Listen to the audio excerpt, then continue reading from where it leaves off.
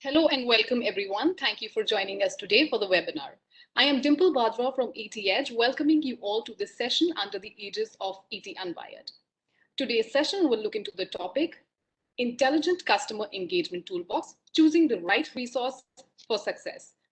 This session is powered by Mo Engage. Marketers today have a very difficult job. It is not only limited to grab the attention of a customer, but also hold him long enough to create an impression or convert the interest into a transaction. With the proliferation of devices such as mobile, tablets, laptops, etc., ensuring that businesses have presence across platforms to reach customers who are always connected, the acreage of marketing landscapes seems to be increasing rapidly. These trends have forced marketing to evolve into a multifaceted process, calling for specialized skills and tools for everything from planning, creating, and promoting content to capturing leads and evaluating results. The marketplace is flooded with a growing number of tools and technologies for just about any content marketing need you can think of. Which tools are right for your business and how do you choose? This webinar aims to answer this very question. This session will deep dive into topics such as understanding the customer, challenges using data, formulating new strategies, breaking down silos, tools in action, planning for the future with deeper insights, and measuring results. Let me now introduce you to our speakers for the webinar. First up, we have with us Mr. Yashwant Reddy, Chief Business Officer, Mo Engage. Joining him is Mr. Jiten R. Mahindra, Senior Vice President Marketing, Max Fashion Landmark Group. To add to the roster, we have Mr. Ramani Iyer, founder and MD, Spike Innovations Private Limited and co-founder, Just Dial Limited. Alongside them is Mr. Ankit Madhugaria, Head Demand Generation, Puma India. We also welcome Mr. Lalatendu Panda, Senior VP and Chief Marketing Officer, Reliance Retail. Rounding off the panelists is Mr. Suraj Das, Associate Vice President and Head Marketing, Values in India. And steering the conversation is Mr. Aditya Rath, Partner and Head Digital Customer, KPMG. Without further ado, I would now invite Aditya to take it from here. Over to you, Aditya. Hey, thank you, Dimple. I hope I'm audible and it's clear. So if I can get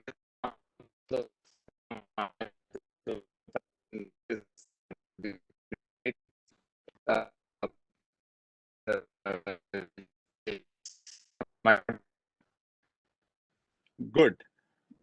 Thank you, Ankit. I can use you doing that. Absolutely brilliant. Now, don't ask me why I am in this kind of setup. Okay?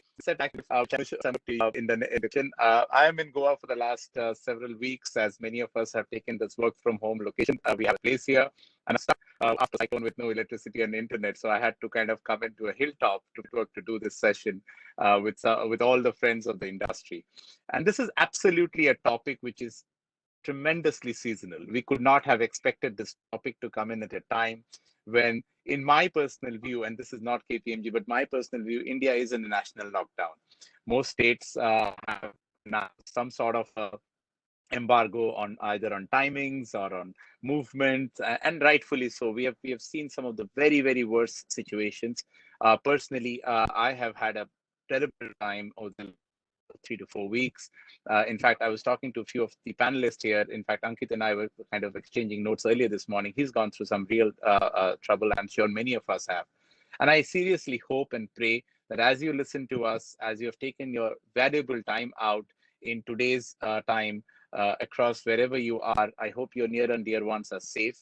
If they're recovering, all our prayers from this entire team so that they recover fast, come back to their normal life, and enjoy being fully recovered outside this whole COVID situation. With that message, why this topic is super relevant is most of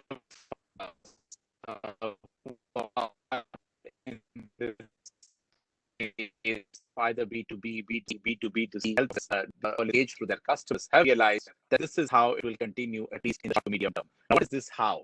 The how is we will have a new customer, a customer who has started using us in multiple channels. He or she is looking at multiple devices. When we open up our store, walk in, but they don't necessarily behave the same way as they did in past. Possibly they would do maybe the transaction offline. And if not, sorry, online, when they are visiting us offline. The other element which is very interesting is this customer now is ready to engage with you more and more as we move forward, which means that they are ready to share more data and they're ready to drive more engagement through you. But it is coming with a lot of challenges, and it is not pretty straightforward, because with this start-stop of the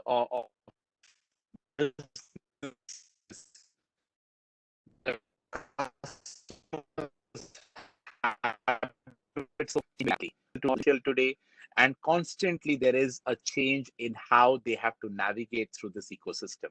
So we have some amazing panelists. Without much ado, let me first move to Jiten. Jiten, it's been a really tough time for fashion. What are the top challenges that you have faced, Jiten?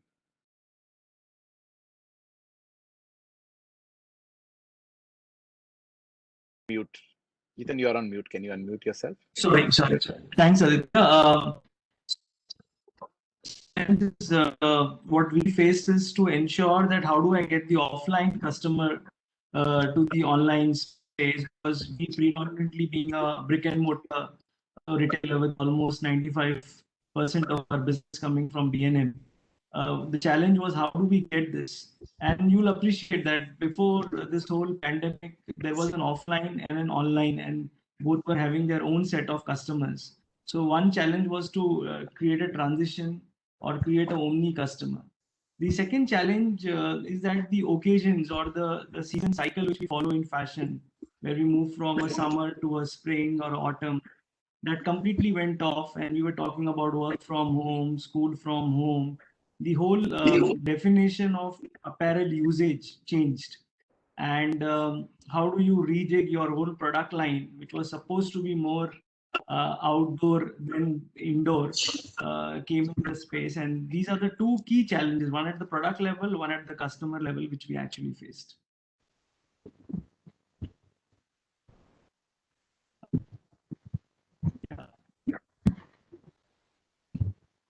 Hey, sorry, I'm going to unmute myself. Ramani, you deal with the B.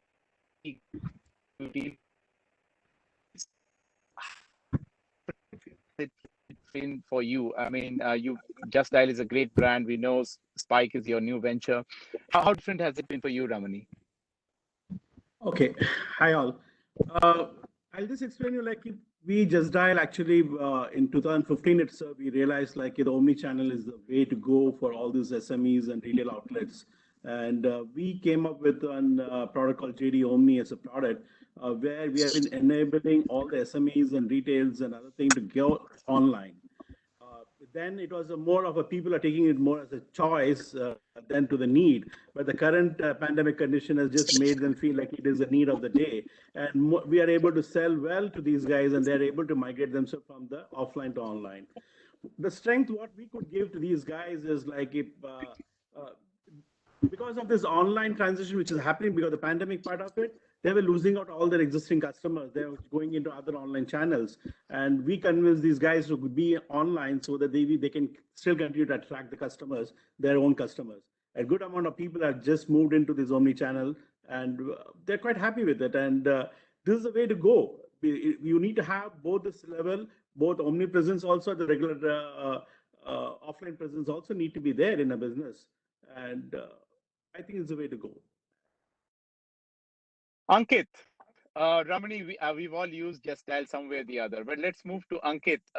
Ankit, how do you tell somebody who is from a fashion industry that when your stores are open pan India, so when a supply chain is beaten, what are the top two challenges that you faced in the last 12 to 18 months? Hi everyone, glad to be here. So the top two challenges, have been about having the right inventory, as was already spoken earlier, that typically there is a mix of footwear versus apparel that you see, but with work from home happening and the need to go out becoming lesser, there was a lot of shift in what consumers are demanding. So how do we prepare for that? And then it was you did not know what is going to be the demand, right? And in that situation, when you are also managing your cash flows, you had to be very, very clear that while you invest in the right kind of product and you don't lose out on sales, but at the same time, you're cognizant of not building up the wrong kind of inventory. So that was one big challenge, and it required a lot more planning. So instead of 6 months planning cycle, as it typically happens in fashion, it was almost on a monthly basis this was happening. So first part was that. The other bit was the safety, right? Because with initially, like last year, it was like lockdown for a certain amount of time, and then things started opening up. Whereas right now it is that things change almost on a day-to-day basis. So how do you talk about safety? How do you ensure safety of 2000 plus employees who work in our stores? Right? That was very, very critical. And at the same time, how do you enable this, ensure that the customers who are walking into your store are also safe? So ensuring that the protocols are being followed, and not just in the, so Puma has two kinds of stores, right? One which we operate ourselves and one which we do through our franchise partners. Ensuring that the same set of protocols are being followed everywhere. Communication is happening on a day-to-day basis. We are managing we are looking at the temperature. We are ensuring that if there is any sign, like everybody's empowered to take the time off and ensure that, they don't put others at risk. So safety again was a big point that we had to look at. And the third part, thankfully, we started this journey of building a Omni Channel consumer profile about 3 years back with Adobe, and we would bring all our offline and the online data in one place. So that actually helped us, and some of the stores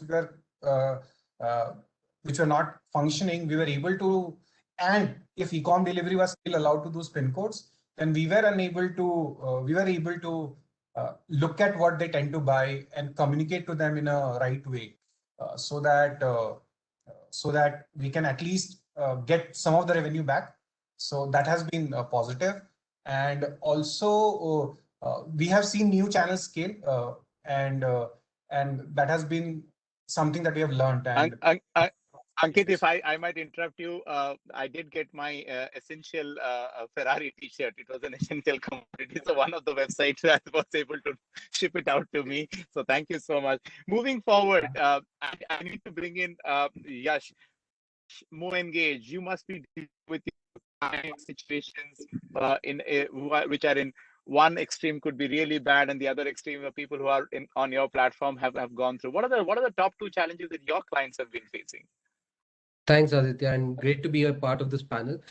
We're fortunate to actually have a perfect vantage point of retailers across the spectrum, right? Like both essential commodity players across, like, the likes of Reliance Retail, More, Spencer's, Nature's Basket. I mean, their problem were all good problems, right? There's massive explosion of customers on digital, online, everywhere they go. And there's like a sudden spurt of new customers that were coming on board. So it was all about, how do you sort of build loyalty? How do you sort of build long-term relationships with these customers who are just suddenly, signing up to the entire digital platforms? While on the other end, like Jiten was mentioning, we had customers where, 90% of the business was non-operational. How do you keep customers engaged when your stores are not functional, when there's no activity happening? How do you keep them warm? How do you keep them hooked up? So that once activity resumes, they can go ahead and make those purchases, right? So I think it's a mix of both spectrum of customers, and the best part is I think the adoption has been massive in the last 12 months. I think everything that we had planned out for 2021 eventually ended up happening in Q2 2020 itself. So all that acceleration really helped us, and I think our customers are also being like very, very nimble to adopt to a lot of these changes as well. So that's good to see. Absolutely. Thanks, Yash. That was great. We'll move to Lalatendu. Lalatendu, it's a beast, right? Reliance Retail, you name it. And I know if I tell you, we will all sit down here and start taking notes, the kind of challenges you have had faced. But let's take a step back. And what are the top two which are really giving you the sleepless nights over the last a year or so? What are the top two challenges that you've faced?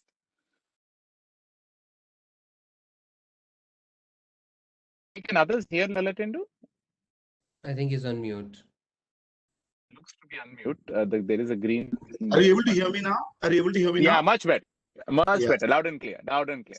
Yeah, please go ahead. So Aditya, if I look at the challenges we had, I would split it into two parts. When the pandemic actually happened in the first 2 months of April and May, and then May onwards. So I will just tell you why.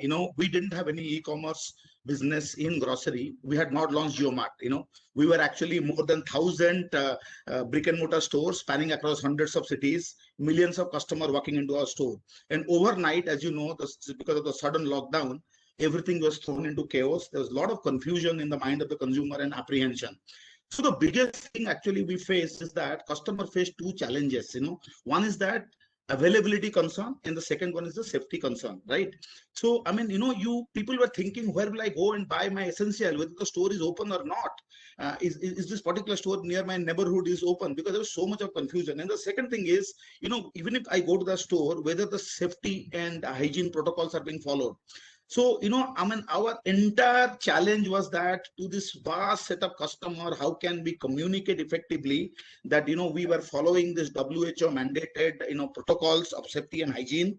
Number two, all the essential, because of our tremendous association with the vendor partners, there was uninterrupted supply and all the essentials were available.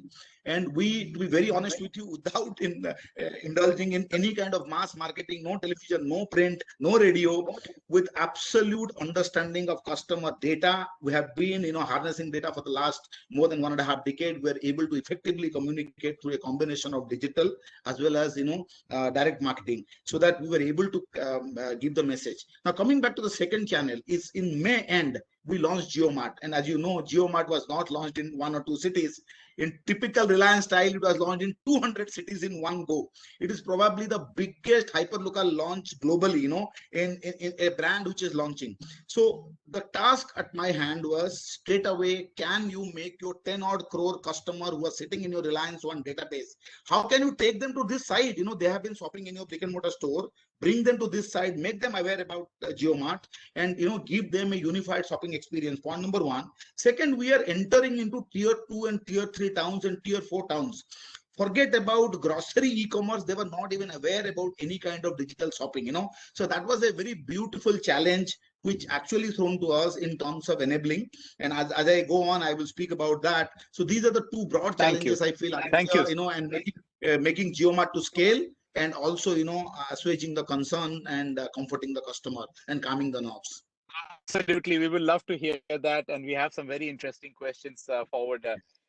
Suraj, out here, this is a shirt that I wear once in 3 weeks, usually in in a collared t-shirt, right there.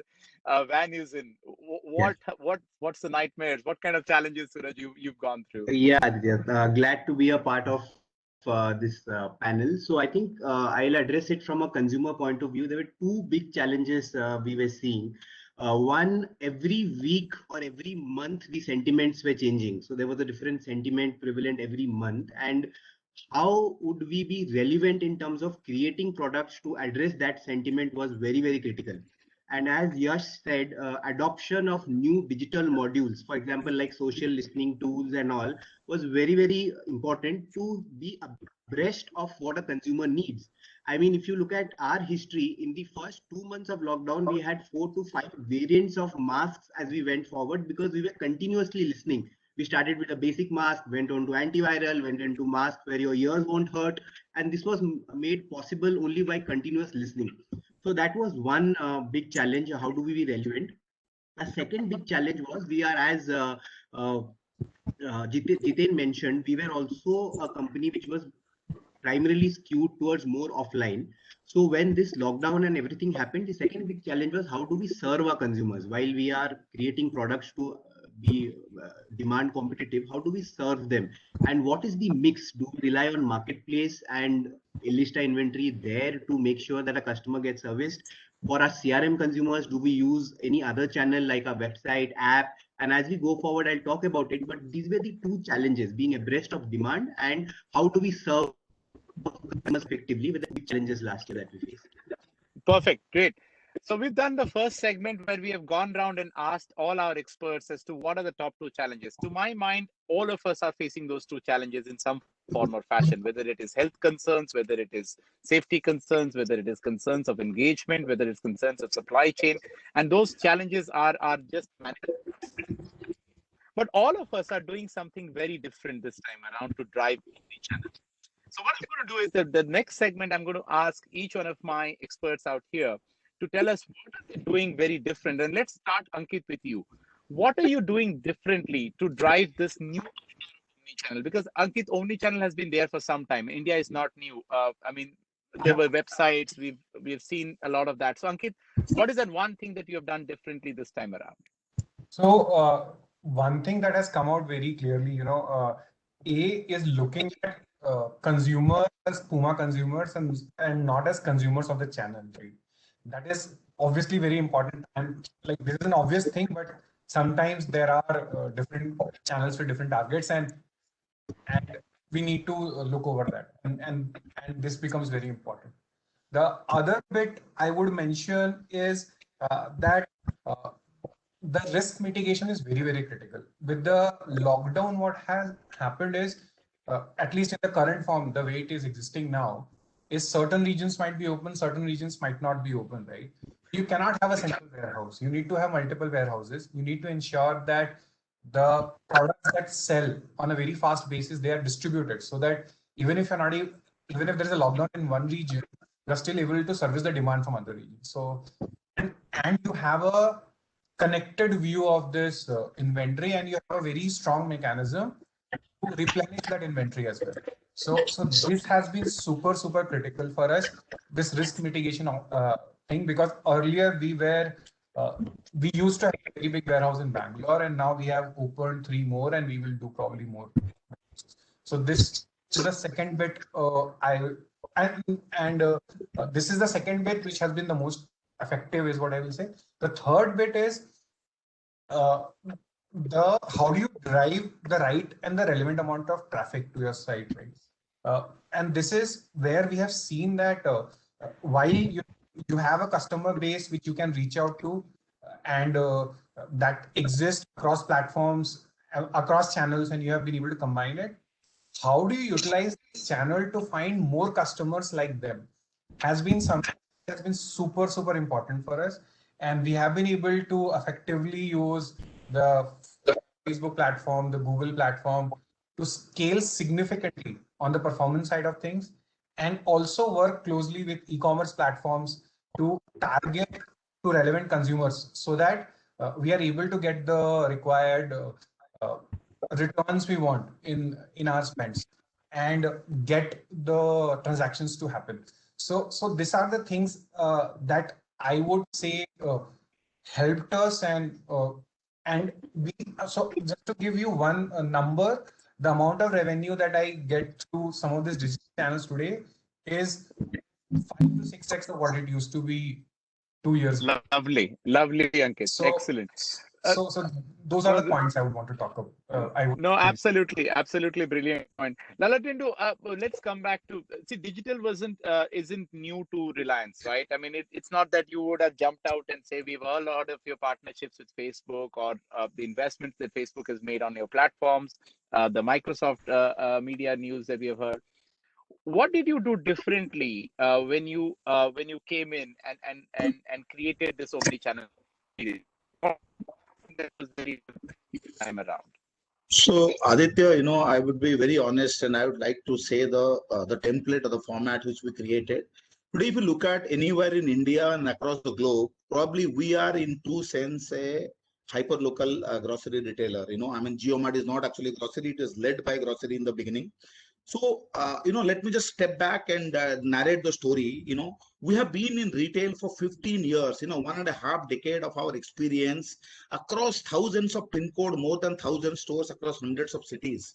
In each of this pin code, we have curated assortment into keeping in mind the catchment. The assortment has been curated I mean, forget about India, Mumbai and Pune. In city of Mumbai, if you look at today, the South Mumbai is very different than a Borivali or a Dombivli or a Navi Mumbai or a Thane, right? So, this knowledge, this customer database, the behavior of the purchase data pattern, the media consumption habit, everything we had garnered over a mass period of time. Now, when we started this was not just having 2 or 3 FCs and straight away starting an e-commerce where, you are just disseminating product. This was thousands and thousands of FCs, created, which each having a customized experience for that catchment of customer.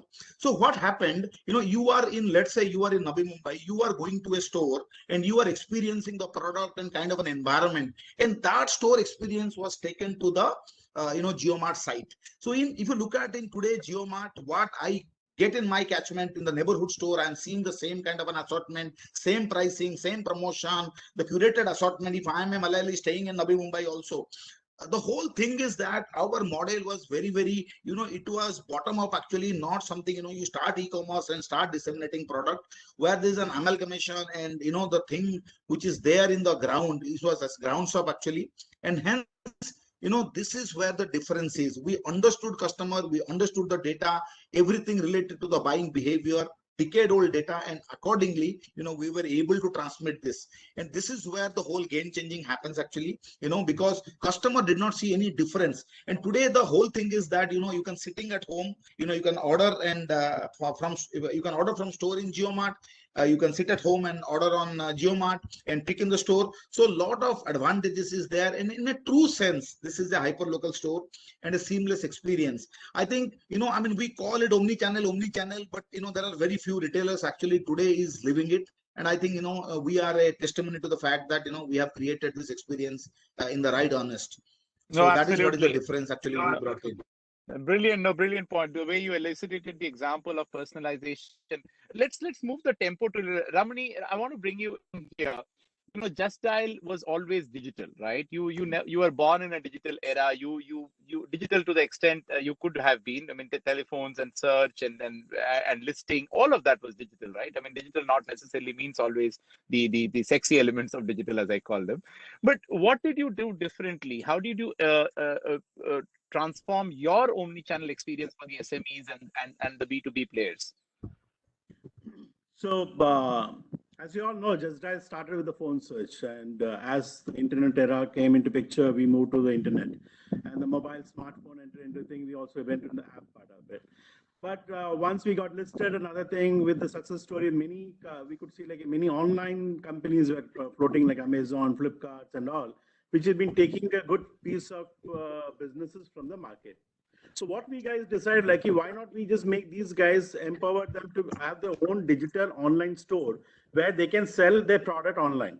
Okay, so that's the main idea. We just thought about it, and we actually came up with a wonderful product. If you have to see our product part of it, it has been a combination of online transaction. It is there. We will do a SEO support to them. We also give them a escrow account kind of a thing, so that the payment transaction, when a buyer is buying a product, we'll hold the money once the delivery happens, and then we transfer the money to.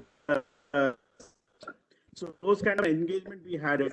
On the top of it, we are just giving them a complete detailed digital catalog facility where you can put the images of every product they sell in, describing the product to detail everything. And we have a backend team which is constantly helping these guys to create such kind of stores.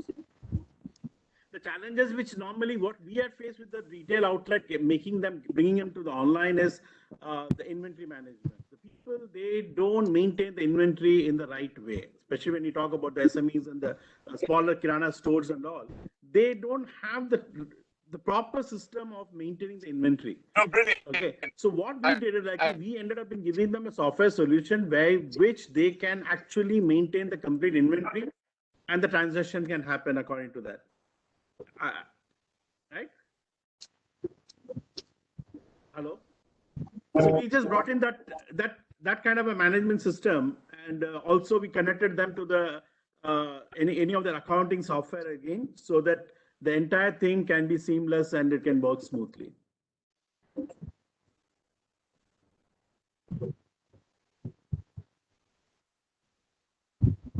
We are losing you, Aditya.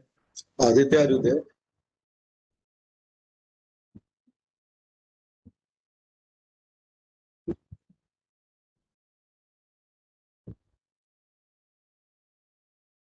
looks like we've briefly lost him. Yeah, I think we have lost Aditya.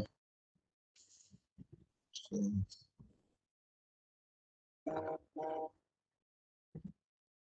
While we wait for Aditya to come back, I know You hear me? oh, he's back. Yes. Yeah, I can hear you. yes, yes, Aditya is back. Hey, are you able to hear me, guys? Yeah, Aditya. No, Yeah, we are.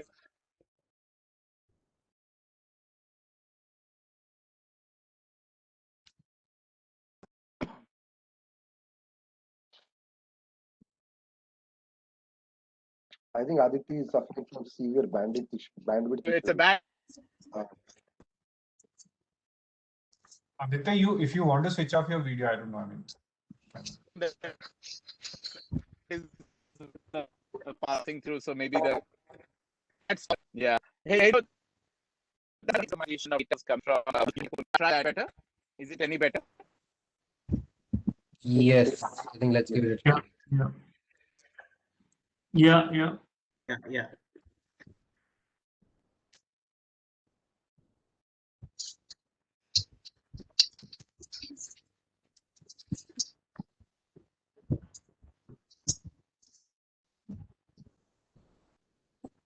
can hear you, Aditya, when you spoke sometime ago. But I think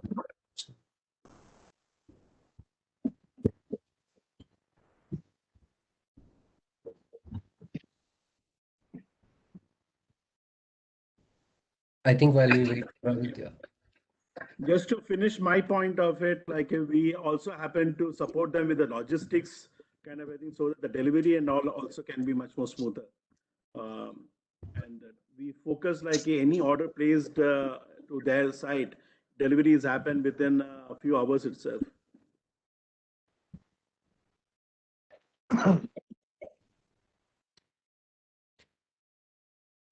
So hi guys, I'm just going to step in till the time Aditya comes back online.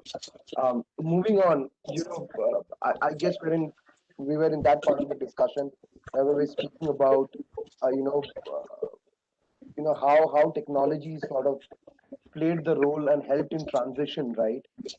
So moving over to Suraj, you know, it's a very stressful period today where we are relying on data, right? And then we are trying to combine trends to sort of action that data. But given that data regulations are still blurry, and people have become aware about how data is being used today, how are you looking to use the power of technology to sort of solve these challenges?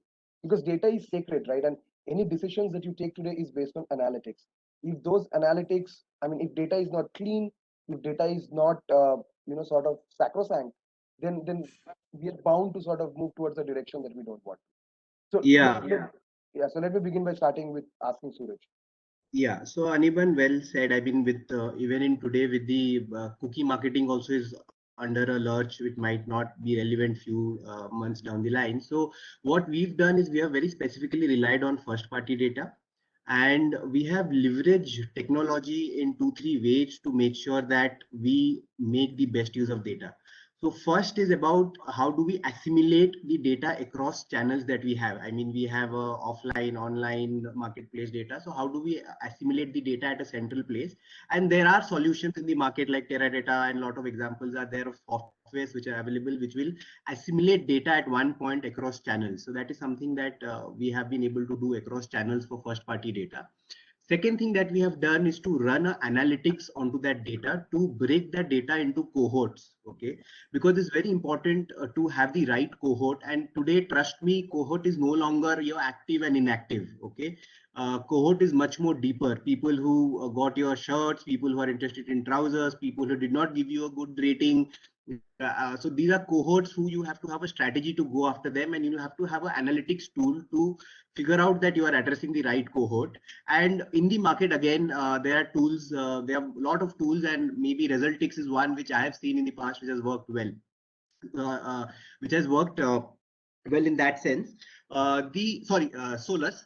And the final thing, that the third part about how do we use data is about automation of data. So once you have your cohorts, you will have marketing plan which will automate, and you will address that data on a T+1, T+5, T+7 this thing. And here there are tools like Resultix and all which come through. So there are three buckets primarily. One is about assimilation, second is about analytics, and third is about dissemination or automation that you use as a software to make sure that you address your target audience. So, and I feel marketers going forward with the lack of second party or third party data, how you slice your first party data with complete security and safety is the need of the hour. I'll move to Lalatendu. I think Aditya is back. Aditya, let me pose this question and then I'll hand it back to you. I was asking No the problem, panelists. Anirban. Yeah, I was asking the panelists that data has to be sacrosanct today. And then Lalatendu mentioned a very important point that it was a massive deployment when it came to GeoMart, and they had been collecting data. So I pose the same question to you, Lalatendu, that data has to be sacred, right? Because these are the decisions that you're taking and planning out your strategy. So how are you managing this dual-pronged challenge of having sacred data and also at the other end managing the security of data and making sure that you're not caught on the crossroads of GDPR and then upcoming data regulations, privacy bill?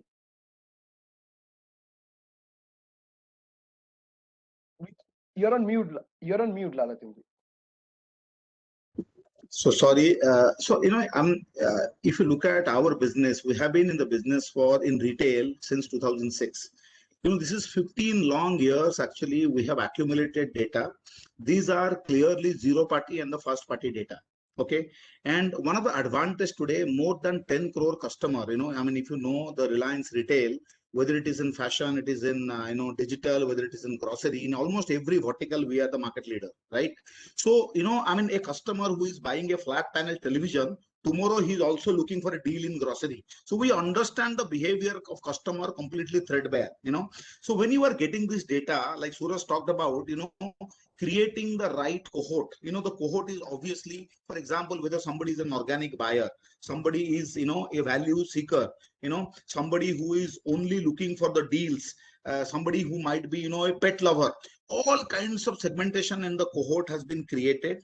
We understand every customer data at the granular level, not only understanding the purchase or the buying behavior, in which geography, in which season, what time, and also whenever you are doing any kind of direct marketing or communication message, what kind of message the person is reacting to. So whether it is in terms of the context, the content, and the timing, these three kind of things you are able to assimilate together, and you very well know through our analytics system that what button to press for which kind of customer or the cohort to able to get the best ROI.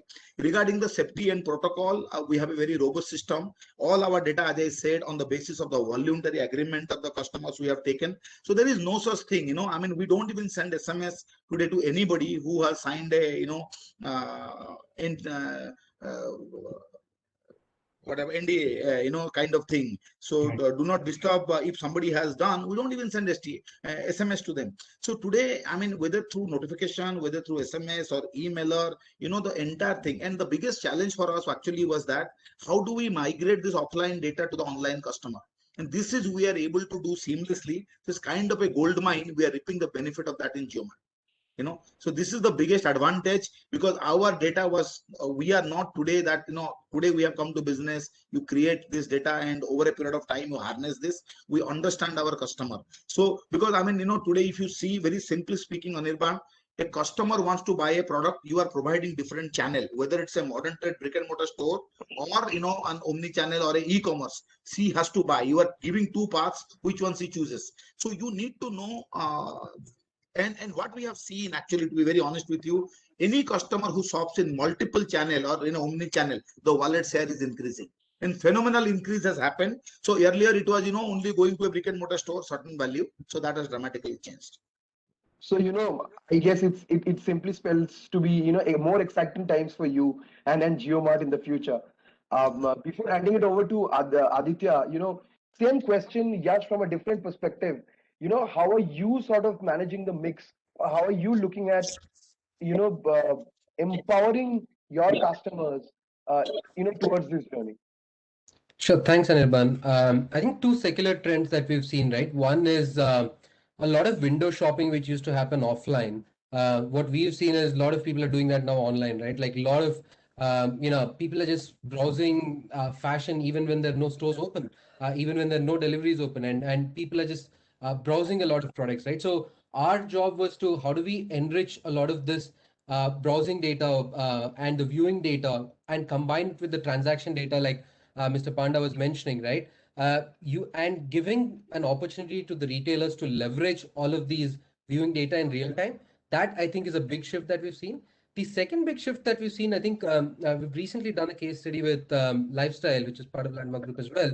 I think how can we reduce this time to activation, which Suraj was also mentioning, from like say T plus 1, T plus 5 to almost like 15 minutes, 5 minutes, 10 minutes kind of a scenario, right? Where because it's very in the moment engagement, and the purchases are very spontaneous as well, right? Like, so I think when we did that, when we automated this entire RFM modeling and automated the entire campaigns and brought down this time to activation to like say a 15-minute or a 30-minute time window. Like if you're browsing like say a Louis Philippe shirt and you need to you don't place an order, if I'm able to recommend three next best products after that in the next 30-minute time gap, right? We've seen almost close to 20-25% uplift in the overall conversion. That's massive.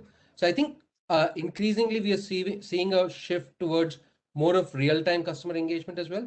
I think Suraj made a lot of great points on assimilating and activating, and the cutting down the entire time to do this entire process is becoming really critical from our standpoint as well. So Yash has checked in the Ferrari t-shirt in the cart. Over to you, Aditya. Thank you so much. Sincere apologies, viewers. I have the car for exactly the same reason, that in case the signal gets bad, I drive for another 300 meters to get a better signal. I hope this is going to hold me for the next 18 odd minutes. We have about 17, I think 15 to 17 minutes now. By my mobile watch, it's about 17 minutes. So what we're going to do is, let's move to that last segment, and I'm going to combine a couple of questions so that what we can get is some very tangible outcomes for you. It's almost as a master class of what you've heard today. The way people are using data, the way organizations are creating engagement, the way they're the front, middle, and back offices to be able to drive experiences in Omni Channel. And it is not going to happen. Well, Lalatindu talked of pace. Ankit talked of how difficult it has been. Jiten talked of how the shifts have happened. Each one of these experiences have actually given you some time to introspect as to how you're going to do it for your brand. So in the last segment, what I'm going to do is make it a little bit more interesting. So what I'm going to do is let's start with you. So what you're going to give us is 2 recommendations of what the marketers should do and one thing that they should not do or stop doing. So yes, the question is very clear. 2 things that they should do and one thing that they should stop doing. Sure. I think very quickly, personalization is oft-spoken but seldom done even now. I think there's a lot of digital data that gets generated, which is yet to be leveraged. I think that's one place where I see brands can still reap a lot of benefits by investing right and investing deep into it. The second thing is, of course, I would love to see more and more stitching together of data across multiple touch points, like Mr. Panda was also mentioning. A lot of the retailers, a lot of brands have a treasure trove of offline data. How do you seamlessly combine that with a lot of browsing behaviors and real-time customer data to be able to activate that is something that I'd love to see more often. Would probably give that one experience across all the channels. And lastly, omni-channel, we speak a lot, but omni-channel is not just about ensuring a customer unified experience across the storefronts, but it's also about across all the channels of engagement, right? Be it your notifications, emails, direct marketing. How do you maintain that one consistent brand experience? I think that's still some way to go, some place to go in terms of bringing all of these channels together as well. Is something that I'd love to see more. Yes, one thing that they have to stop doing. You didn't tell them they have to stop. They should not do. They should look at it wrong if they saw. Being a little, come on, yes, let's see a little bit of provocation going there.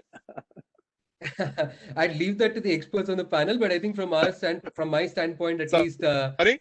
stop looking at the data in silos. I think that's the big thing I would say.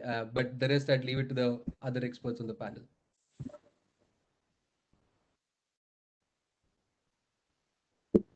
Jiten, over to you. Two recommendations and one stop.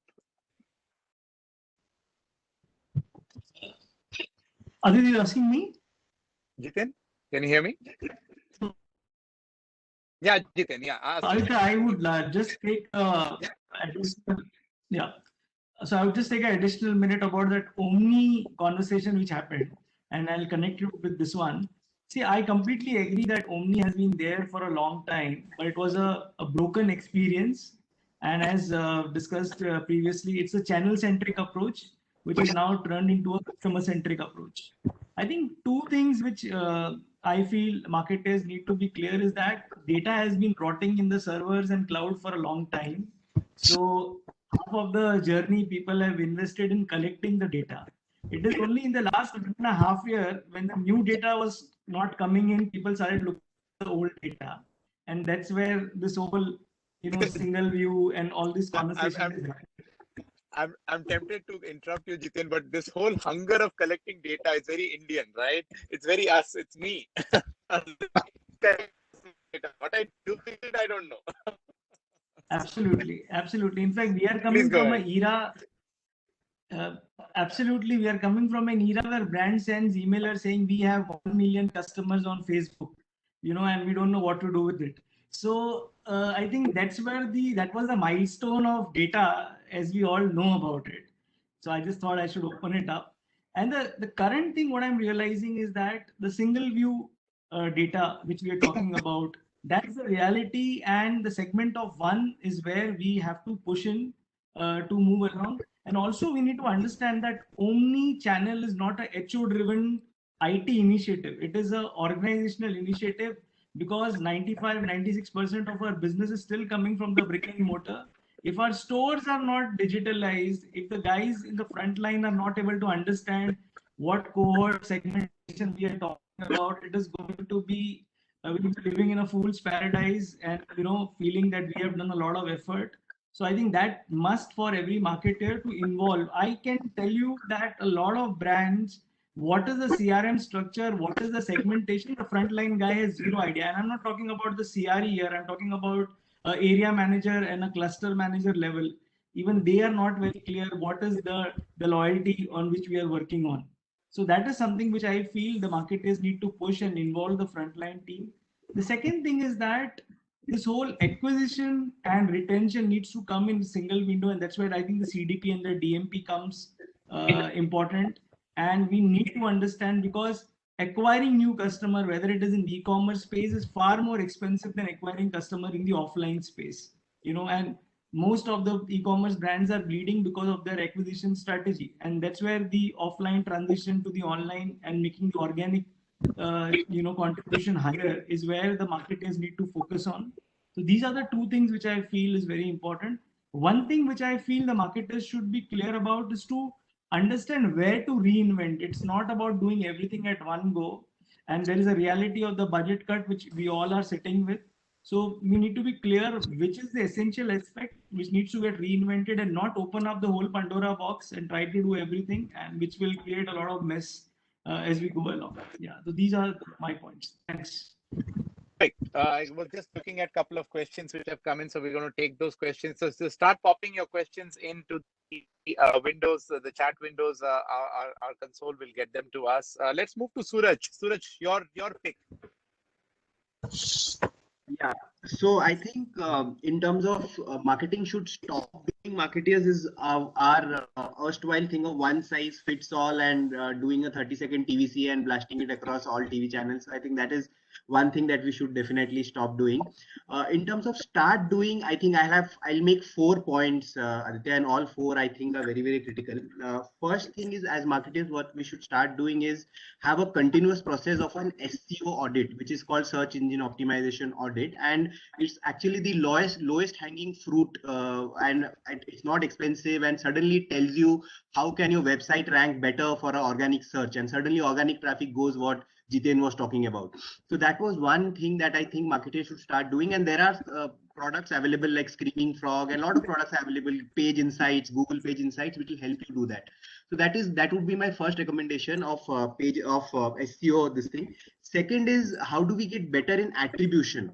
Currently, we either go with a last click attribution or the first click attribution. It is very important that we have a model, and I am still to check out some tools, but it's very important to understand where did the customer come from organic search, or did he see a YouTube 15-second, because otherwise we always tend to feel that we sent an SMS and he converted. So that might not be the right case. So attribution would be my third. Fourth is, how do we watch out for voice-based search? Now, voice-based search is a big trend. It has already gone up in globally, and it will come up to India. So how, as marketeers, we are shaping for voice-based search to rank higher and to get people there.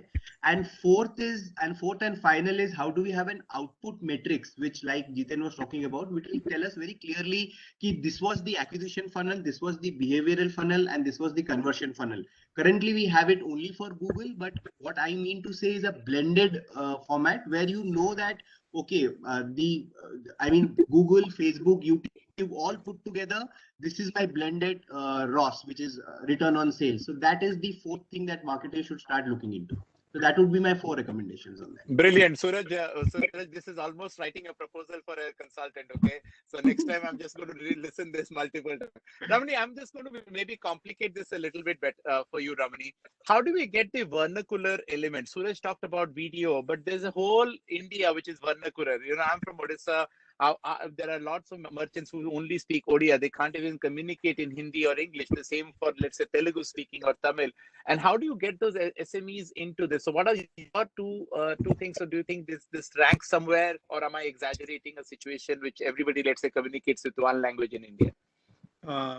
If I recently used Just Dial, you would have experienced like we made it like multilingual. Now the search can happen in any language, Tamil, whatever it is. In fact, what we are talking about, voice search kind of a thing, you speak in any language in the voice command, and you have the result in front of you. That is the one best thing which we have been working for a very long time and very successfully able to implement now. And voices is something very, very important. But today, whatever you talk about, internet penetration, whatever we would have got it, but the usage as far as buying product is concerned has not been that high. Main reason has been the English as a language has been maintained everybody. Now making it more vernacular kind of a thing, we are able to track lots of transaction over online. We are able to see very good usage at all. So it is a very important thing. It should be available. So Ramani, what is that one thing SMBs should stop? SME marketers should stop, or MSME marketers or SMB marketers should stop from your side? Stop or do differently? Doing differently is like a move into online platform. That's what I will just suggest. Like nothing they have to stop, because the market is still not ready for everything. Right? We can't just say like it is only the ultimate way to go for. Still, the offline online is going to be, at least in India, is going to stay for another 10 years for sure. Still, something extraordinary happens over here. Absolutely. I will suggest like put your hand like both the places, both in online and offline. That is the right way to do it. And because you will right now, frankly speaking, like current pandemic, it actually doesn't guarantee your old customer to come back to you. It doesn't guarantee at all. I predicted already to the people like almost 40% of your old customer, if you're completely into offline business, 40% of your customer are already vanished from the market. How you're going to get a new customer to increase profit? Your online presence is one thing which you need to have it. And because a large segment, even today, I'm just telling you, in my family, just taking a step back, like we used to have monthly 2 days, we used to go as a family to a restaurant to eat food, any good restaurant. Today, being a lockdown and everything, I see like in a week, 2 days, restaurant food is coming in. Because online, the kids started using it, and they feel like anytime they want to have that fun. So that's why the kids got into the online mode already. Future is going to be dependent on these kids, how their buying pattern is going to be. So we need to see to the future, how we position ourselves for the future. Absolutely. Lalitendu and Ankit, we're going to do it very quickly. Lalitendu, 2 things that you should do and 1 thing you should stop or do differently. Your recommendation. So I think Aditya and others, very quickly, one is instant resolution of chatbots is one of the biggest thing. Today, if you look at why I'm, that is because, I mean, if I today looking at people who are trying to onboard, filling a form or a survey, can help them with a AI powered chatbot, which is basically multilingual to help it. And secondly, also at 24/7, it's available. Today, if you see, most of the chatbots are not multilingual. So they are not also available 24/7. If it is AI powered, then what is going to help? You are onboarding the customer, you are giving a seamless experience. What happens is that you are acquiring customer to the funnel. Many times there is a lot of grievances of customer which they are not being addressed properly, and then they will fall off. So I think that one of the biggest thing, not only the customer acquisition and as part of the retention program, AI powered chatbot is one thing. The second thing which I said is that, which Suraj also said, is voice, especially when you are getting into the tier 2, tier 3 towns. Voice is going to be the biggest role playing, whether it's a voice assistant or voice based search. Especially India, 90% people cannot speak English, multi-language, whether it is NLP, AI powered. You need to be having that capability where you will be able to, people can converse with your, whether with your website or with our app, and able to do the transactions. And one thing they should not do, which I said, this mass scale marketing, the gone are the days, hyper personalization is important. I will just bring 3 quick aspects here. We are predominantly focusing on the transactional data, but there is also social listening, and you have the behavioral data, transactional data, and then also the emotional intelligence of the customer. Yeah, I'll interrupt you because we've got a couple of minutes. Rather than asking you 2 questions, can you take a viewer question? So the question, Ankit, is content marketing has been seen as a game changer in today's time. In such a stressful period, how are you planning to combine data and trends with content marketing to maximize promotions and capture new customers? So Ankit, if you can quickly help us with that answer. One thing is that we have to have segment-wise. So what we do a lot is, when we are analyzing our data, we take help of Google Insights, and we try to see who are the different kind of consumers who buy from us, right? And then you create content for that specific consumer. Just to give an example, the 3-4 segments that we are aware of is, some people are into gaming a lot, right? Some people like traveling a lot. Some people are into beauty products and all. So we need to create different content for them. And when we are reaching out to them, we communicate with an ad format which appeals to them. Also, at least in the current time, we have to be very, very aware of the fact that, it's not the best time for most people. So you can't be like, you can't talk about things that will be tone deaf, right? So you can't be tone deaf all the time. Even otherwise, mass one ad for everyone doesn't work. You build that segment, you take help of Google platform to see different kinds of audiences, and you create ads for them, and then you target to them with that. And we run businesses from RBU point of view, and for each RBU, my catalog is different, for my are different, and that has to be taken care of. Okay. Yash, maybe the last question with you, and then we're going to wind up, because I would, as I promised, discuss this topic can continue till we get the cows home. Yash, if you can take this for us. Data sources are not clean, and regulations surrounding it, we discussed about it, are still blurry. When companies look at harness the power of analytics, then data has to be sacred. How are you planning to solve these challenges? Bad data to analytics, good analytics. Yash. Sure, I think part of this question was answered earlier. There's increasingly a shift towards more of first-party data, and with that, I think a lot of opt-in data seems to be coming our way. So I think with that, there's no the regulations are quite clear. First-party data can obviously be leveraged to do a lot of personalization, and there's immense amount of data that can still be harnessed. That's the first part of it. And I think on the second bit, which is more around data sources not being clean and all of that, I think that's where tools come in handy. Most of the tools out there, including us, will come in handy to sort of identify the right way to instrument your websites, apps, offline sources, the right way to bring in the data, and at the same time, when the data is not coming in clean, how do you sort of fix it if there are some errors happen, right? So that's where I think a lot of tools come in handy. So I think it's a mix of both. Thank you, everybody. This has been an absolute, as I said, it's a masterclass. You listen to this, there are some tens and 50 and 20 points. I've been scribbling here while the network on and off. I've been scribbling here fabulously. Thank you so much, Jiteen, Raman, Ankit, Lalatin, Suraj, Yash. I would not have expected an excellent seminar without you guys really open up your concept of how why organization as individuals. Great learning. Dimple, back to you. We are a minute outside but it's late. Right. Thank you, Aditya. Thank you so much. Dimple, The session has been very engaging and perspective. And with this, we will. I can, Aditya. So Aditya, we'll end the session now.